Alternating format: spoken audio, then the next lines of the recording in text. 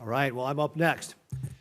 So, first of all, I want to thank both of you for your past service to our great nation and for your family's service and your continuing desire to serve our great nation. So thank you both, and thank you to the families.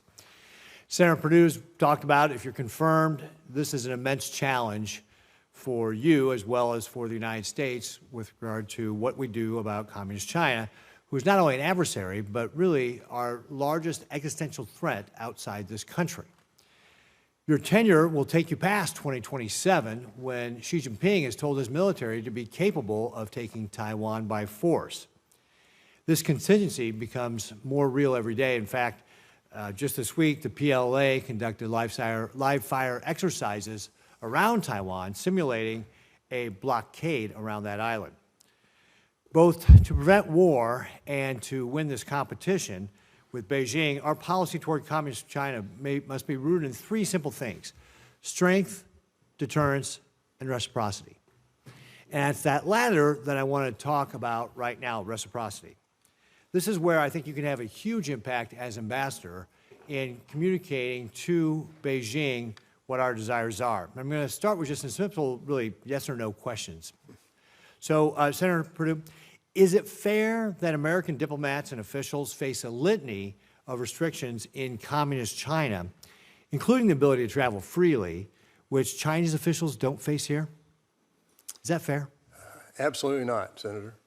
Is it fair that Chinese social media apps like WeChat can operate in the U.S., but American apps like Instagram and YouTube are banned in China? Is that fair? Absolutely not, Senator. Is it fair that American movies must get approved by Chinese Communist Party censors to be released in China, but Chinese movies don't face that same restriction here? Is that fair? It's not fair, and it's not reciprocal.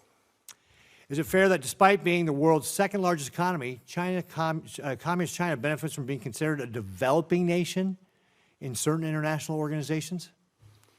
Will you give me a little liberty here to add? I'll let you have a little bit more on this one. Just one sentence here. Yeah. It's not just its most favored nation. They really didn't qualify to be a member of that in the beginning. It's the WTO. They need to live up to the responsibilities of that. And it's the developing nation status. I mean, this is the second largest economy in the world, as you said, our number one competitor. And no, I don't think that's fair. Is it fair that U.S. businesses have to compete with Chinese-owned enterprises that receive massive subsidies from the Chinese government? Is that fair?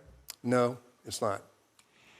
Is it fair that Communist China still forces technology transfers and steals intellectual property from U.S. companies? Of course not. Yeah. So I could go on and on and on, and I could talk about, and you've already mentioned about how Communist China has hacked us in our telephone systems, our ports, our energy infrastructure, all these things where Communist China is taking advantage of us, and this double standard must stop. If confirmed, what will you take to ensure reciprocity with Communist China? Senator, thank you for that. That's a very thoughtful series of questions.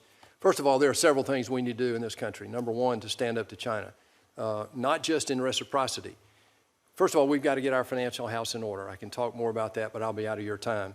The second thing is we've got to rebuild our strategic supply chains, rare earth elements, steel, shipbuilding, pharmaceuticals, chips, quantum computing. All of these we've acquiesced through this globalization in the last 2 decades to basically China and people who would do us harm. The reciprocal nature that we want with China, I think President Trump is all over that. The starting conversation with trade, there are going to be many others. The treatment of how we treat their foreign service personnel in the United States versus how they treat ours in China is a big one. We've also got to make sure that the allies understand what this is all about. It's not just about trade. It's one of the tools in the toolbox. We need partners in this bifurcation that I'm describing to the ranking member earlier. That's where I would start. As ambassador, if I'm confirmed, I will promote U.S. values, U.S. interest, and the strategy that President Trump is drawing up right now to bring our allies together to make a united front against the PRC. Great. Well, thank you very much, Senator Perdue. And I would, again, just stress that reciprocity is going to be key to the relationship. And you mentioned earlier how China respects strength. If we don't force them to treat us the same way that they're treating our people in their country or the way they treat us on the international stage, they won't respect us because that is not strength. Strength is saying to Communist China, you will treat us the same way as we are treating you, or we're going to change the rules of the game. Thank you. With that, Senator Rosen.